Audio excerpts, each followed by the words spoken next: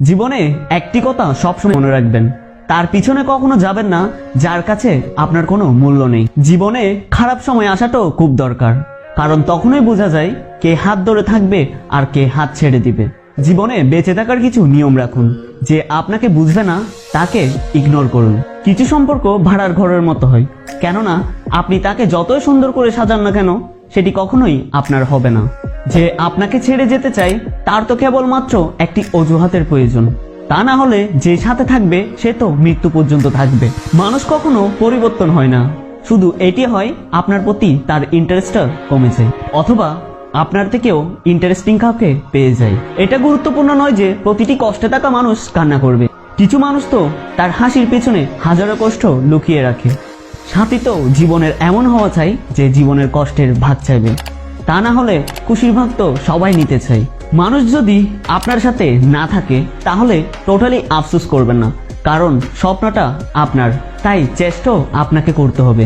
পৃথিবীতে সব থেকে সুন্দর মনের মানুষ তো সেই হয় যে নিজে কষ্ট পেয়েও অন্যকে হাসি শেখায়।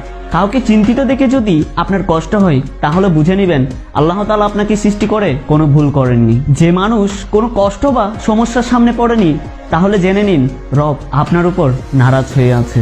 যদি জীবনে সবসময় খুশিতে বাঁচতে চান তাহলে অন্যের কষ্টের কথা শোনা শুরু করুন, তাহলেই আপনি বুঝতে পারবেন আপনি কতটা ভালো আছেন। সত্য মানুষকে সবসময় মিথ্যা মানুষ থেকে বেশি পরীক্ষা দিতে হয়। নিজেকে এতটা যোগ্য করুন যে আপনাকে হারানোর জন্য চেষ্টা নয় বরং ষড়যন্ত্র করতে হয়।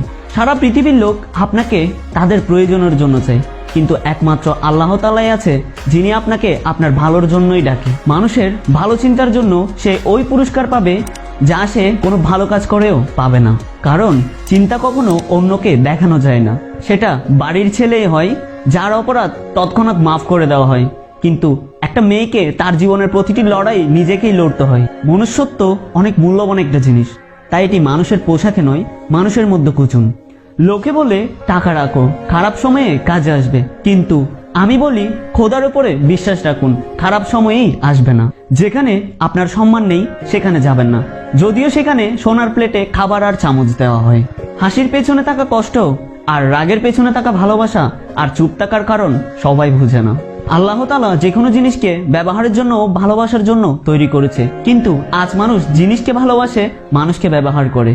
যে খোদা রাতে ঢালে বসে থাকা পাখিটাকেও পড়তে দেয় না, সে খোদা কিভাবে মানুষকে সাহায্য না করে ছাড়তে পারে? তাই সব সময় খোদার কাছেই সাহায্য চান। সম্পর্ক টিকিয়ে রাখার জন্য দুইটি উপায় হলো, আপনি যদি ভুল করেন তাহলে আপনার ভুলটি তার কাছে স্বীকার করুন, আর আপনি যদি সঠিক হন তাহলে আপনি চুপ করে থাকুন। নিজের বন্ধুর শত্রুর সঙ্গে কখনো বন্ধুত্ব করবেন না, কারণ আপনি যদি এটা করেন তাহলে আপনি আপনার বন্ধুর শত্রু হয়ে যাবেন। আর কোনোদিনও কোনো শত্রুর কাছ থেকে কোনো উপদেশ গ্রহণ করবেন না, কারণ সে আপনাকে ঠকাবে এটা নিশ্চিত।